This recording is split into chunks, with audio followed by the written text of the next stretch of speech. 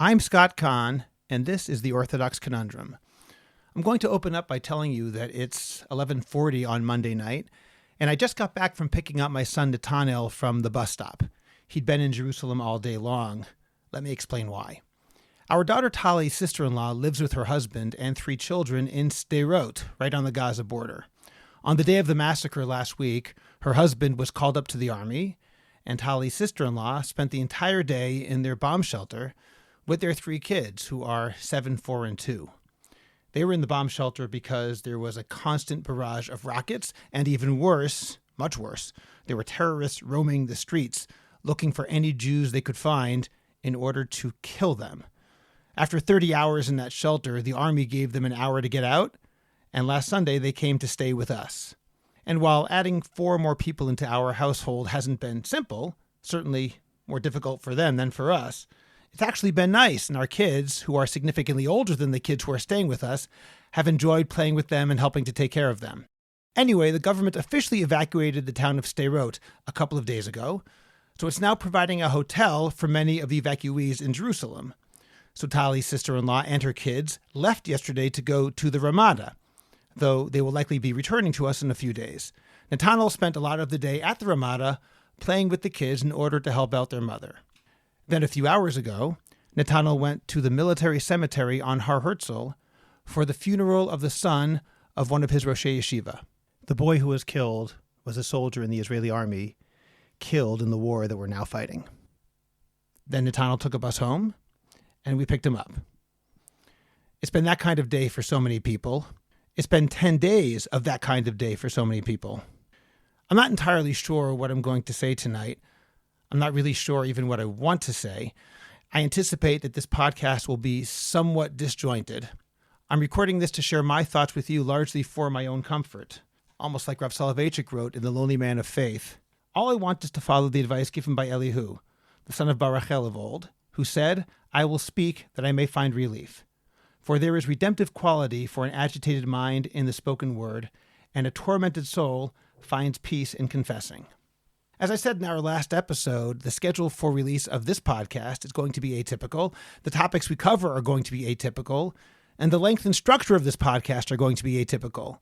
As long as Israel is fighting for its right to exist, as long as we're in the middle of a hot war with an intractable enemy who wants to kill every Jew on earth, yes, that's actually in the Hamas charter, as long as we're putting our sons and daughters and husbands and wives and mothers and fathers and brothers and sisters on the front lines, there's no way to talk about our normal topics in a normal way.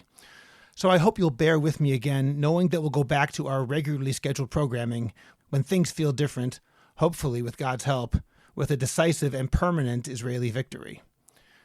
Tonight I'm just going to talk for a few minutes about some of the things I've been considering over the past couple of days. Again, I apologize in advance if this is not particularly organized. I hope that sharing some of my own thoughts, prepared not that well and recorded on short notice, will provide some food for thought and I hope some comfort and encouragement as we move forward a difficult and uncertain time. The most important thing that I want to emphasize is the incredible pride that I've been feeling as a member of the people of Israel, both those who have chosen to live in our ancestral land and those who do not. 2 weeks ago, we were divided in ways that felt almost unprecedented. There were intense divisions and arguments between people on the right and the left, between religious and secular, and between different communities within those communities. And frankly, I would take all that arguing back in a second in exchange for going back to the way things were before Simchat Torah. But we don't have a time machine, and since we can't go back to the way things were, we can only look at our people as they are today.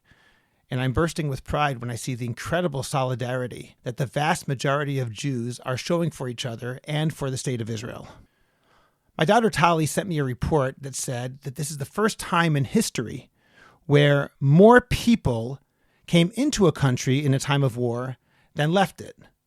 I have no idea if that's true. I do know that it's true that people have been coming into Israel. I don't know if this is the first time in human history that such a thing has happened, but it's certainly not typical. Members of Am Yisrael have a latent love of each other and a latent love for the land from which we come, whether we live here or not. We're all joined together, and unfortunately, sometimes it takes a terrible tragedy to remind us of that fact. I'd like to read a Dvar Torah I wrote about the Haggadah, actually, several years ago, where I ask why we invite guests into our homes at the beginning of the Seder, the section of the Haggadah called Halach Ma'anya. I think that these words are relevant today too. Let me point out in advance what will become obvious through this Dvar Torah. I think that God has a special plan for the Jewish people and a special relationship with the Jewish people. That in no way means that other people who are not Jewish cannot also have a special relationship with God. Frankly, I know some people who are not Jewish who remain exemplars of righteousness and goodness and who are obvious representatives of divinity. With that introduction, here's what I wrote. Magid, the recounting of the story of the Exodus and one of the two biblically mandated mitzvot of the Seder, is recited on the night of Pesach following Kiddush, washing and eating the karpas vegetable, and breaking the middle matzah. As soon as Magid begins, immediately preceding the four questions and the remainder of the rabbinic selections that are used to describe Yetziat Mitzrayim, a short paragraph beginning with the words Halach Ma'anya is recited. This is the bread of affliction which our ancestors ate in the land of Egypt. All who are hungry, let them come and eat. All who are needy, let them come and celebrate the Passover. This year we are here. Next year in the land of Israel. This year we are slaves. Next year, free men. What's the purpose of this paragraph? It seems to be out of place because a true invitation should come at the beginning of the Seder rather than after Kiddush. Moreover, there's no indication that people are supposed to cry this paragraph aloud at their front doors, as would befit a true invitation. Rather, it seems to be ceremonial and, accordingly, disingenuous. Finally, the invitation itself is halachically dubious. Only individuals who had previously arranged to eat the Passover sacrifice together are legally permitted to partake of that sacrifice, whereas the above paragraph states that all who are needy, let them come and celebrate the Passover, which is technically an invitation to eat that sacrifice with the rest of the household. Should someone accept, Jewish law would demand that the invitation be rescinded. The answer can be ascertained by noting that only two holidays in the Jewish calendar carry with them the potential punishment of karet, being cut off, should they be violated. Pesach, by eating chametz or refusing to offer the Korban Pesach, and Yom Kippur, by eating during the fast or by doing forbidden work during the day. While the nature of karet, being cut off, has long been debated, it's unclear what it means. The simplest manifestation of this unfortunate consequence is clearly defined in the Torah. It means that that person is somehow cut off from the Jewish people. According to the scholars of Jewish mysticism, the Jewish people as a metaphysical entity, Knesset Yisrael, is identified with the divine presence, the Shekhinah. Knesset Yisrael does not refer to an individual Jewish person or even the sum total of all Jews alive today. Instead, it refers to Jewish people across time and space, the Jewish nation, that is, as a single, indivisible unit that transcends its current spatial and temporal boundaries. In a manner impossible to quantify scientifically, then, this metaphysical unit, of which every Jewish individual takes part, is the divine presence itself. The course of Jewish history, both ancient and modern, bespeaks this equation. We can never fully trace the sources of our faith. Indeed, the experience of the divine should exceed the intellectual content of any attempted proof of the truths of religion. Nevertheless, who is not struck by the strange, almost unbelievable reality that is the Jewish people? Its history is singular, its accomplishments unrivaled, its hold on the human imagination inexplicable. It was the primary source of monotheism, the most important idea in history. It gave the world the Bible, the most influential book in history. It spawned two religions that encompass half the population of the globe. It has repeatedly violated every rule of historical empiricism. People can love the Jewish people, or people can hate the Jewish people, but no one can remain indifferent to the Jewish people. The greatest crime in history was perpetrated against them. The most unlikely occurrence in modern history, the emergence of a thriving state of Israel, despite its being the most scrutinized and hated country on earth, happened to them. Their contributions to technology and medicine, academia and law, business and entertainment, physics and economics exceed their expected impact 100-fold, or perhaps more. Whatever this phenomenon means, it is unquestionably a source of wonder. I firmly believe that only one explanation makes sense of this perplexing reality: the equation of Knesset Yisrael and the divine presence.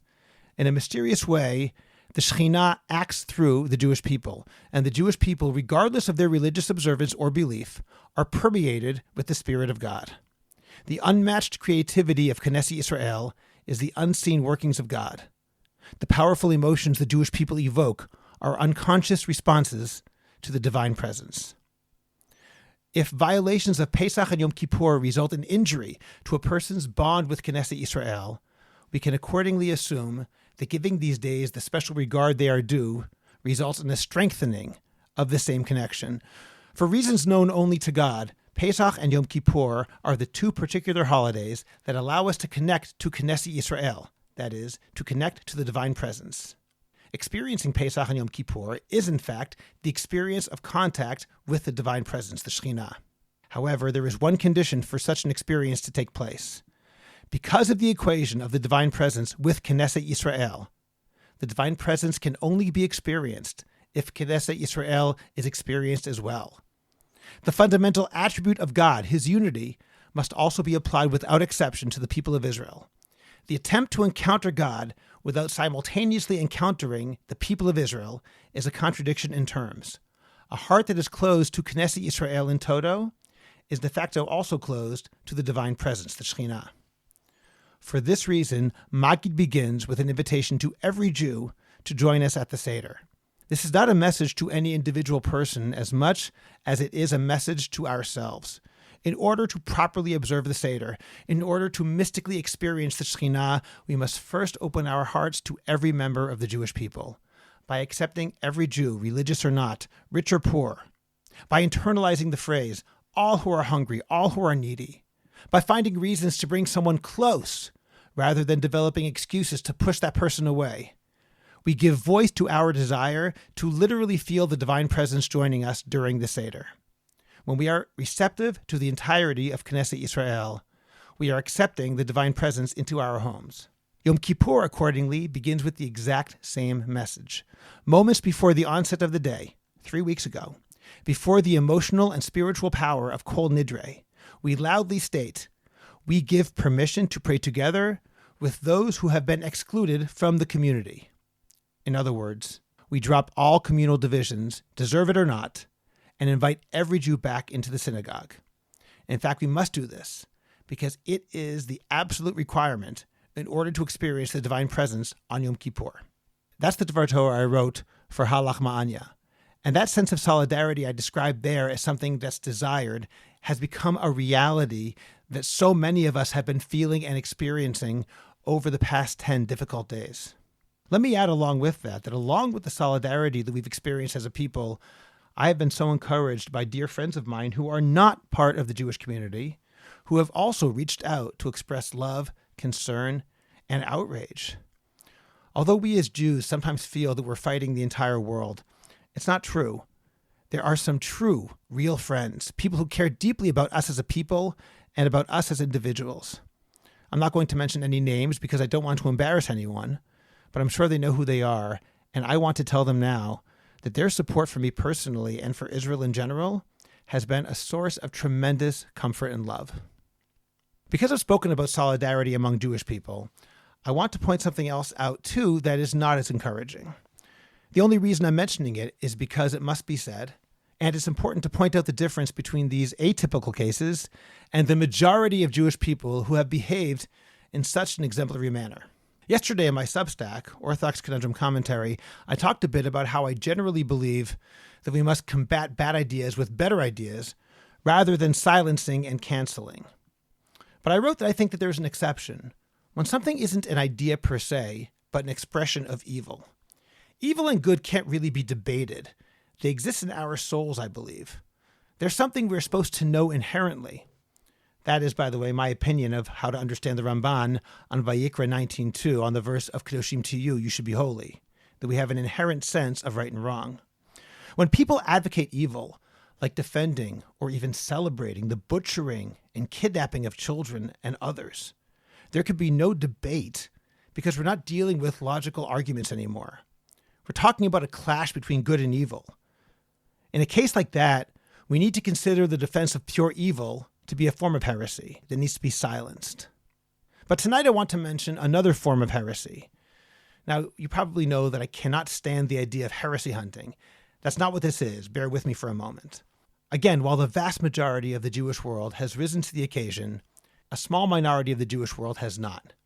And I would broadly divide that small minority into 4 groups. The first group consists of those Jews who barely know that they're Jewish, who have no connection to Judaism, and who consider themselves Jews in name only, if at all. The second consists of Jews who are on the far left, like the people who, not long before I'm recording this, marched on the White House to demand that Israel stop its genocide, that's their word, of the Palestinians in Gaza.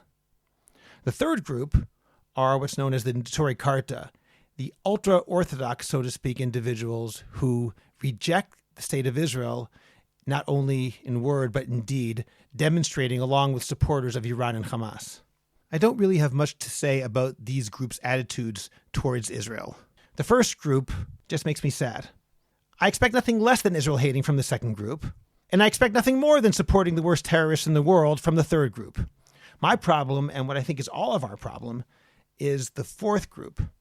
These are Jews who are publicly Jews, who have a real platform, and who either have not used it or have chosen to avoid anything that might be the slightest bit inflammatory to anyone.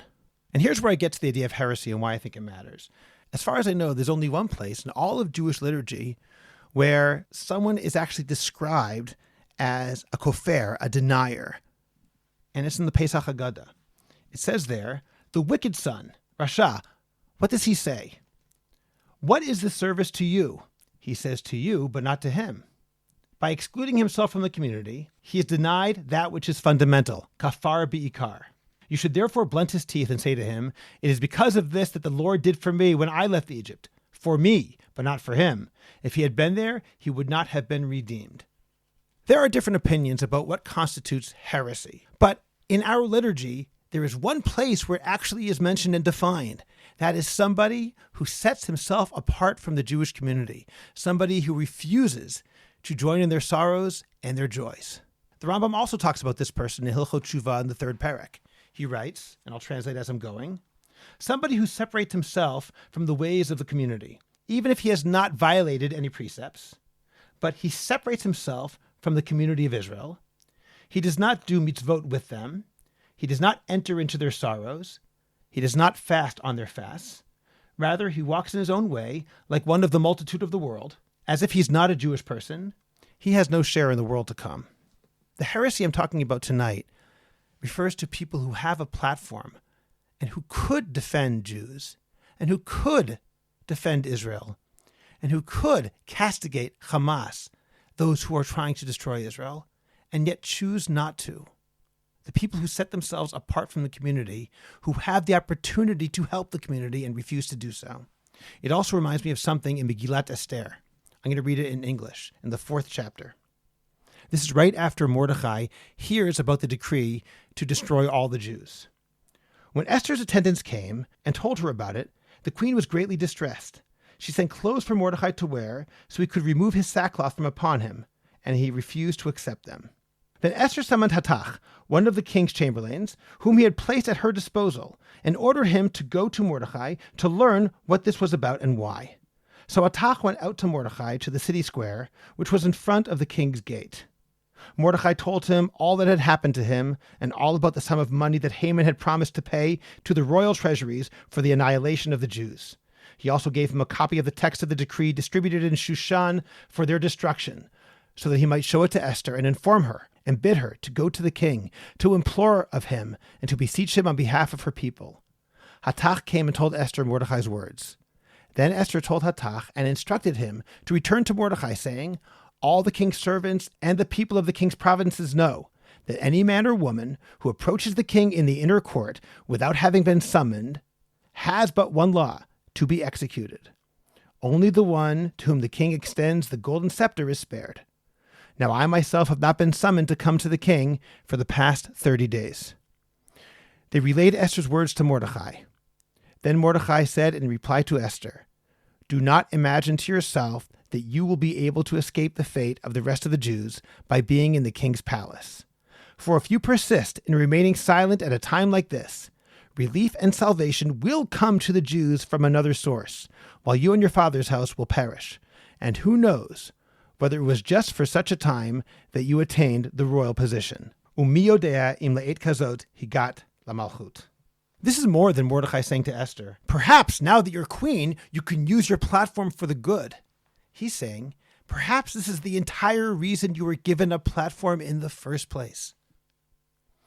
Israel needs the world's support now. We see how quickly people turn on Jews and on Israel.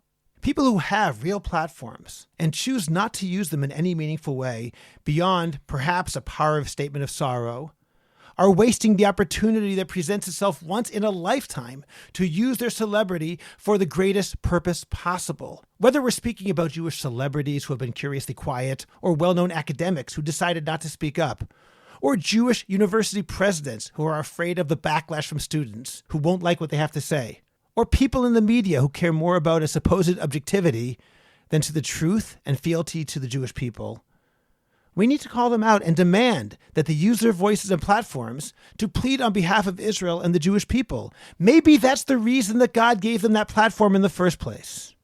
Again, I'm only mentioning the negative because so much else has been so uniformly positive. Let me conclude on a very different and perhaps unrelated note, but which I think is still important. It's something that I tweeted, and if you'd like to follow me, my Twitter account is @JewishCoffeeH. Here's the tweet. 1. Every innocent person who dies in Gaza is a lost world, an unspeakable tragedy. 2. Innocent people are in harm's way because Hamas forces them to be there. 3. If Israel were to stop targeting Hamas as a consequence, Hamas wins, and October 7th will be repeated again soon. All three are true. Almost everyone in Israel agrees with all 3 points, which means that no Israeli wants to target civilians. And no one wants another Hamas massacre where 1,300 Jews lose their lives, 199 are kidnapped, and thousands more are injured. For those who castigate Israel because it doesn't avoid every civilian casualty, tell us what else we are supposed to do. Remember, when you hear that there are civilian casualties in Gaza, the reason is exclusively because Hamas puts its people and military infrastructure inside civilian homes and buildings, mosques and hospitals. Israel does everything it can to avoid these civilians and warns them so that civilian casualties will be minimized. Every innocent who is killed represents a tragedy. But no army in the world does more to minimize civilian deaths than Israel. It is also true that no enemy in the world does more to put civilians in harm's way than Hamas. It is right to mourn the loss of innocents, but blaming Israel for that loss borders on anti-Semitism. Because what are they saying? Are they denying that Israel tries to avoid civilian casualties, despite overwhelming evidence that Israel tries to avoid civilian casualties? Are they demanding something of Israel that they would never demand from any other country on earth? And here's the kicker. If they somehow think that Israel is intentionally targeting civilians, like those fools from If Not Now and the other groups that talk about Israel's genocide and ethnic cleansing, why would Israel do that? Everyone knows that apart from being tragic, civilian deaths are used by Hamas to make Israel look bad, even if Israel were not a moral nation. It would make no sense for Israel to target civilians. And Israel is a moral nation. We're not perfect, no. Yes, we have a lot of work to do. But we're trying, and Israel cares deeply about innocent lives. If someone says that Israel is intentionally targeting civilians, despite the fact that it's immoral and makes no military sense given the backlash, that person claiming this is consciously or otherwise expressing an anti-Semitic canard about bloodthirsty Jews, vengeful Jews, evil Jews. And it should be called out not only as wrong, but as anti-Semitic to the core. I have a lot more to say, and I will soon in a further episode. But I wanted to share with you what I'm thinking about today. Let me end with a prayer that Israel defeat those who act towards its destruction, the people who have participated in the slaughter and the torture of countless people. May God thwart the plans of those who celebrate people who anticipate our annihilation, and change the minds of those who have been misled. May the pasuk, the verse we read this morning at the end of Rosh Chodesh davening, come true. Yitamu chataim min haaretz, u'reshaim od einam, which Bruria in Masechet Brachot explains as, let sins go away from the land, and as a consequence, with no more sins, there will be no more evil people. Have a good night. Thank you for listening, and may God bless Israel forever. I'm Scott Kahn, and this has been The Orthodox Conundrum.